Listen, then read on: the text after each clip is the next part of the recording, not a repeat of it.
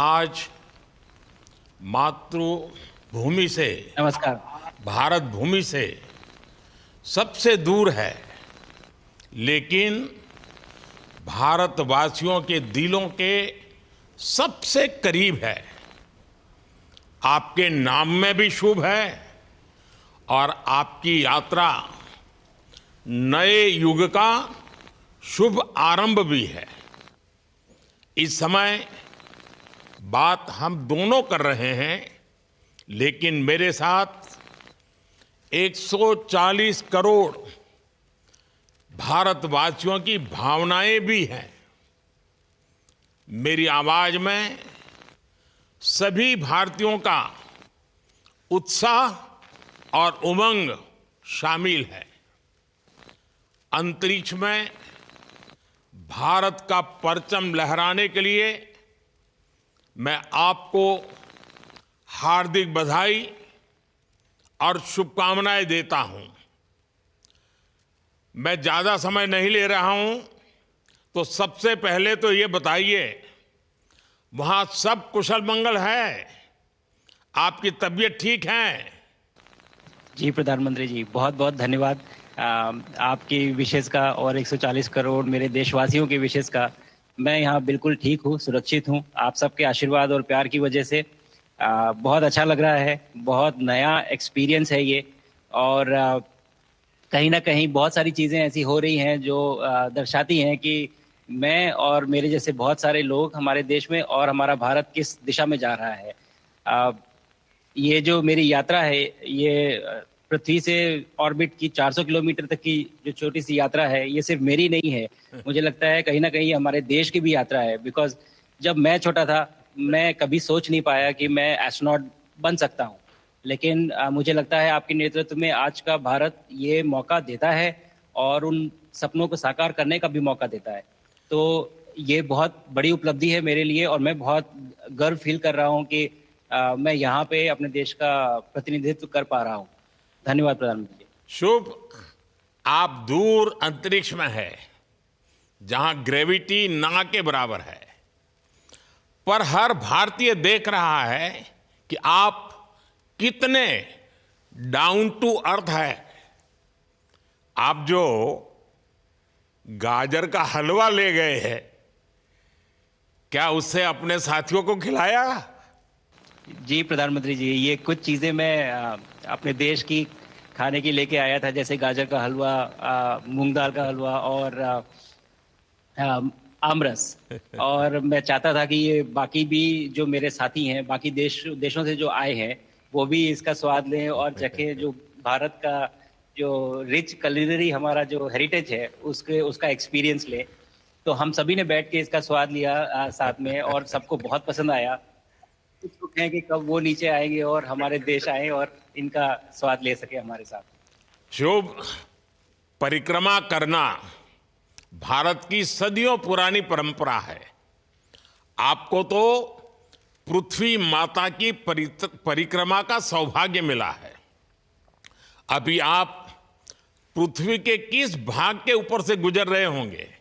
जी प्रधानमंत्री जी, इस समय तो मेरे पास ये इंफॉर्मेशन उपलब्ध नहीं है, लेकिन थोड़ी देर पहले मैं खिड़की से, विंडो से बाहर देख रहा था, तो हम लोग हवाई के ऊपर से गुजर रहे थे। अच्छा। और हम दिन में 16 बार परिक्रमा करते हैं। 16 सूर्योदय और 16 संन्यास, सनराइज और सनसेट हम देखते हैं ऑर्बिट से। और बहुत ही अचंभित कर देने वाला ये पूरा प्रोसेस है। इस परिक्रमा में, इस तेज गति में, जिस हम इस समय करीब 28,000 किलोमीटर प्रति घंटे की रफ्तार से चल रहे हैं आपसे बात करते वक्त, और ये गति पता नहीं चलती क्योंकि हम तो अंदर हैं, लेकिन कहीं ना कहीं ये गति जरूर दिखाती है कि हमारा देश कितनी गति से आगे बढ़ रहा है इस समय, कि हम यहाँ पहुंचे हैं और अब यहाँ से और आगे जाना है। अच्छा शुभ, अंतरिक्ष की विशालता देखकर सबसे पहला विचार क्या आया आपको? प्रधानमंत्री जी, सच में बोलूं तो जब पहली बार हम लोग ऑर्बिट में पहुंचे, अंतरिक्ष में पहुंचे, तो पहला जो व्यू था वो पृथ्वी का था। और पृथ्वी को बाहर से देख के जो पहला ख्याल और पहला जो थॉट मन में आया वो ये था कि पृथ्वी बिल्कुल एक दिखती है। मतलब बाहर से कोई सीमा रेखा नहीं दिखाई देती, कोई बॉर्डर नहीं दिखाई देता। और दूसरी चीज जो बहुत नोटिसेबल थी, जब पहली बार भारत को देखा तो हम मैप पे पढ़ते हैं भारत को, हम देखते हैं बाकी देशों का आकार कितना बड़ा है, हमारा आकार कैसा है, वो मैप पे देखते हैं, लेकिन वो सही नहीं होता, क्योंकि वो एक हम 3D ऑब्जेक्ट को 2D यानी पेपर पे हम उतारते हैं। भारत सच में बहुत भव्य दिखता है, बहुत बड़ा दिखता है, या जितना हम मैप पे देखते हैं उससे कहीं ज्यादा बड़ा। और जो वननेस की फीलिंग है, पृथ्वी की वननेस की फीलिंग है, जो हमारा भी मोटो है कि अनेकता में एकता, वो बिल्कुल उसका महत्व ऐसा समझ में आता है बाहर से देखने में कि लगता है कि कोई बॉर्डर एग्जिस्ट ही नहीं करता, कोई राज्य नहीं एग्जिस्ट करता, कंट्रीज नहीं एग्जिस्ट करती। फाइनली हम सब ह्यूमैनिटी का पार्ट है, और अर्थ हमारा एक घर है, और हम सब के सब उसके सिटीजन्स हैं। शुभांशु, स्पेस स्टेशन पर जाने वाले आप पहले भारतीय हैं। आपने जबरदस्त मेहनत की है, लंबी ट्रेनिंग करके गए हैं। अब आप रियल सिचुएशन में हैं, सच में अंतरिक्ष में हैं। वहां की परिस्थितियां कितनी अलग हैं, कैसे एडप्ट कर रहे हैं? यहाँ पे तो सब कुछ ही अलग है प्रधानमंत्री जी। ट्रेनिंग की हमने पिछले पूरे 1 साल में। सारे सिस्टम्स के बारे में मुझे पता था, सारे प्रोसेस के बारे में मुझे पता था, एक्सपेरिमेंट्स के बारे में मुझे पता था, लेकिन यहाँ आते ही सडनली सब चेंज हो गया। बिकॉज हमारे शरीर को ग्रेविटी में रहने की इतनी आदत हो जाती है कि हर एक चीज उससे डिसाइड होती है। पर यहाँ आने के बाद चूंकि ग्रेविटी माइक्रो ग्रेविटी है, एब्सेंट है, तो छोटी छोटी चीजें भी बहुत मुश्किल हो जाती हैं। अभी आपसे बात करते वक्त मैंने अपने पैरों को बांध रखा है, नहीं तो मैं ऊपर चला जाऊंगा। और माइक को भी जैसे छोटी छोटी चीजें हैं, इसको छोड़ के दूं तो भी ये ऐसे फ्लोट करता रहता है। पानी पीना, पैदल चलना, सोना बहुत बड़ा चैलेंज है। आप छत पे सो सकते हैं, आप दीवारों पे सो सकते हैं, आप जमीन पे सो सकते हैं। तो पता सब कुछ होता है प्रधानमंत्री जी, ट्रेनिंग अच्छी है, लेकिन वातावरण चेंज होता है तो थोड़ा सा यूज टू होने में 1-2 दिन लगते हैं, बट फिर ठीक हो जाता है। भारत की ताकत साइंस और स्पिरिचुअलिटी दोनों है। आप अंतरिक्ष यात्रा पर हैं, लेकिन भारत की यात्रा भी चल रही होगी। भीतर में भारत दौड़ता होगा। क्या उस माहौल में मेडिटेशन और माइंडफुलनेस का लाभ भी मिलता है क्या? जी प्रधानमंत्री जी, मैं बिल्कुल सहमत हूँ। मैं कहीं ना कहीं ये मानता हूँ कि भारत ऑलरेडी दौड़ रहा है, और ये मिशन तो केवल एक पहली सीढ़ी है उस एक बड़ी दौड़ का। और हम जरूर आगे पहुंच रहे हैं, और अंतरिक्ष में हमारे खुद के स्टेशन भी होंगे और बहुत सारे लोग पहुंचेंगे। और माइंडफुलनेस का भी बहुत फर्क पड़ता है। बहुत सारी सिचुएशंस ऐसी होती हैं नॉर्मल ट्रेनिंग के दौरान भी, या फिर लॉन्च के दौरान भी, जो बहुत स्ट्रेसफुल होती हैं, और माइंडफुलनेस से आप अपने आप को उन सिचुएशंस में शांत रख पाते हैं, और अपने आप को काम रखते हैं, अपने आप को शांत रखते हैं, तो आप अच्छे डिसीजन ले पाते हैं। कहते हैं कि दौड़ते हुए भोजन कोई भी नहीं कर सकता, तो जितना आप शांत रहेंगे उतना ही अच्छे से आप डिसीजन ले पाएंगे। तो आई थिंक माइंडफुलनेस का बहुत इंपॉर्टेंट रोल होता है इन चीज़ों में। तो दोनों चीज़ें अगर साथ में प्रैक्टिस की जाएं तो ऐसे एक चैलेंजिंग एनवायरनमेंट में या चैलेंजिंग वातावरण में मुझे लगता है ये बहुत ही यूजफुल होंगी, और बहुत जल्दी लोगों को अडेप्ट करने में मदद करेंगी। आप अंतरिक्ष में कई एक्सपेरिमेंट कर रहे हैं। क्या कोई ऐसा एक्सपेरिमेंट है जो आने वाले समय में एग्रीकल्चर या हेल्थ सेक्टर को फायदा पहुंचाएगा? जी प्रधानमंत्री जी, मैं बहुत गर्व से कह सकता हूं कि पहली बार भारतीय वैज्ञानिकों ने 7 यूनिक एक्सपेरिमेंट्स डिज़ाइन किए, जो कि मैं अपने साथ स्टेशन पे लेके आया हूं। और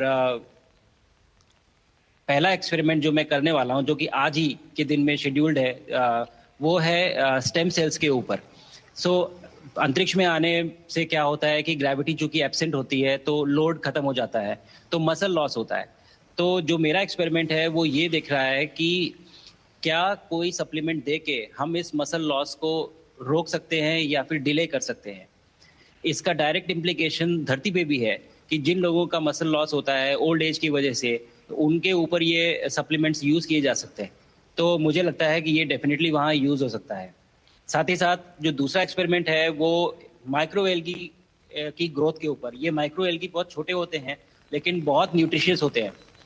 तो अगर हम इनकी ग्रोथ देख सकते हैं यहाँ पे और ऐसा प्रोसेस इजाद करें कि ये ज़्यादा तादाद में हम इन्हें उगा सकें और न्यूट्रिशन हम प्रोवाइड कर सकें, तो कहीं ना कहीं ये फूड सिक्योरिटी के लिए भी बहुत काम आएगा धरती के ऊपर। सबसे बड़ा एडवांटेज जो है स्पेस का वो ये है कि ये जो प्रोसेस है यहाँ पे बहुत जल्दी होते हैं, तो हमें महीनों तक या सालों तक वेट करने की जरूरत नहीं होती। तो इसलिए शुभांशु, यहाँ के जो रिजल्ट चंद्रयान की सफलता के बाद देश के बच्चों में, युवाओं में विज्ञान को लेकर एक नई रुचि पैदा हुई। अंतरिक्ष को एक्सप्लोर करने का जज्बा बढ़ा। अब आपकी ये ऐतिहासिक यात्रा उस संकल्प को और मजबूती दे रही है। आज बच्चे सिर्फ आसमान नहीं देखते, वे यह सोचते हैं मैं भी वहां पहुंच सकता हूं। यही सोच, यही भावना हमारे भविष्य के स्पेस मिशंस की असली बुनियाद है। आप भारत की युवा पीढ़ी को क्या मैसेज देंगे? प्रधानमंत्री जी, अगर मैं अपने युवाओं पीढ़ी को आज कोई मैसेज देना चाहूँगा तो पहले ये बताऊँगा कि भारत जिस दिशा में जा रहा है, हमने बहुत बोल्ड और बहुत ऊंचे सपने देखे हैं और उन सपनों को पूरा करने के लिए हमें आप सबकी ज़रूरत है। तो उस ज़रूरत को पूरा करने के लिए मैं ये कहूँगा कि सक्सेस का कोई एक रास्ता नहीं होता कि आप कभी कोई एक रास्ता लेता है, कोई दूसरा रास्ता लेता है, लेकिन एक चीज़ जो हर रास्ते में कॉमन होती है वो ये होती है कि आप कभी कोशिश मत छोड़िए, नेवर स्टॉप ट्राइंग। अगर आपने ये मूल मंत्र अपना लिया कि आप किसी भी रास्ते पे हो, कहीं पे भी हो, लेकिन आप कभी गिव अप नहीं करेंगे, तो सक्सेस चाहे आ जाए या कल आए, पर आए जरूर। मुझे पक्का विश्वास है कि आपकी ये बातें देश के युवाओं को बहुत ही अच्छी लगेगी। और आप तो मुझे भली भांति जानते हैं, जब भी किसी से बात होती है तो मैं होमवर्क जरूर देता हूं।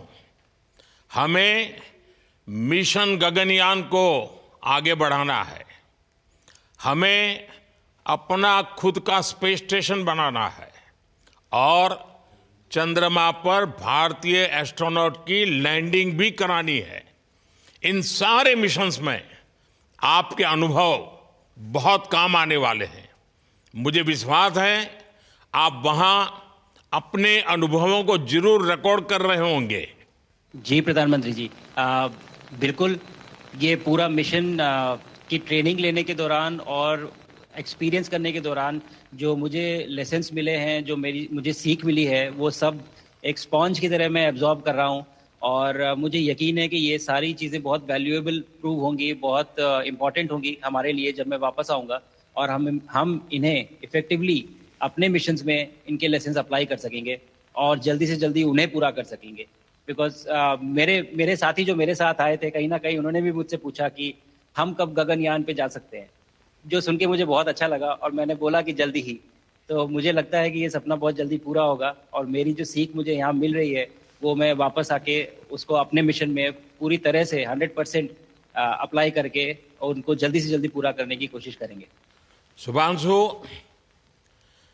मुझे पक्का विश्वास है कि आपका ये संदेश एक प्रेरणा देगा। और जब हम आपके जाने से पहले मिले थे, आपका परिवारजन के भी दर्शन करने का अवसर मिला था और मैं देख रहा हूं कि आपके परिवारजन भी सभी उतने ही भावुक है, उत्साह से भरे हुए हैं।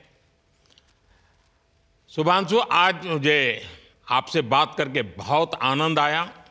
मैं जानता हूं आपकी जिम में बहुत काम है और 28,000 किलोमीटर की स्पीड से काम कर रहे हैं आपको, तो मैं ज़्यादा समय आपका नहीं लूँगा। आज मैं विश्वास से कह सकता हूं कि ये भारत के गगनयान मिशन की सफलता का पहला अध्याय है। आपकी यह ऐतिहासिक यात्रा सिर्फ अंतरिक्ष तक सीमित नहीं है, यह हमारी विकसित भारत की यात्रा को तेज गति और नई मजबूती देगी।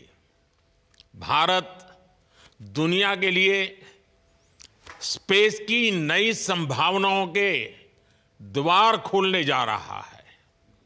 अब भारत सिर्फ उड़ान नहीं भरेगा, भविष्य में नई उड़ानों के लिए मंच तैयार करेगा।